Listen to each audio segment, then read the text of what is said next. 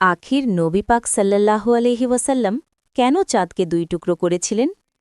এটা কি শুধু একটি মুজিজা ছিল, নাকি কোনো বড় ধ্বংসের দিকেও ইঙ্গিত করছিল? যখন রাসূলুল্লাহ সাল্লাল্লাহু আলাইহি ওয়াসাল্লাম নবুয়তের ঘোষণা দিলেন, তখন আবু জাহাল আপনাকে পরীক্ষা করার জন্য তার বন্ধু হাবিবকে ডেকে পাঠাল। হাবিব এমন একজন ছিল যে মানুষকে নানা ধরনের প্রশ্নে ফাঁসিয়ে দিত। সে রাসূলুল্লাহ সাল্লাল্লাহু আলাইহি ওয়াসাল্লামকে বলিও, আপনি যদি সত্যিই আল্লাহর প্রেরিত নবী হন, তাহলে চাঁদকে দুই টুকরো করে দেখান। কারণ একজন জাদুকর মানুষকে তো জাদু করতে পারে, কিন্তু আকাশের উপর জাদু করতে পারে না। এই কথা শুনে মক্কার সব মুশরিক মনে মনে খুশি হতে লাগল।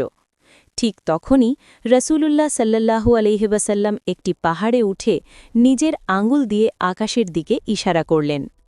আল্লাহর হুকুমে চাঁদ দুই ভাগে বিভক্ত হয়ে গেল। এ দৃশ্য দেখে মক্কার মুশরিকরা হতভম্ব হয়ে গেল। আর আজ বিজ্ঞানের মতে চাঁদের বুকে একটি বড় রেখা রয়েছে, যেন চাঁদ একসময় ভেঙে আবার জোড়া লেগেছে। নিশ্চয়ই আল্লাহ সব কিছুর উপর সর্বশক্তিমান। ভিডিওটি ভালো লাগছে, কমেন্টে আমিন লিখতে ভুলবেন না কিন্তু।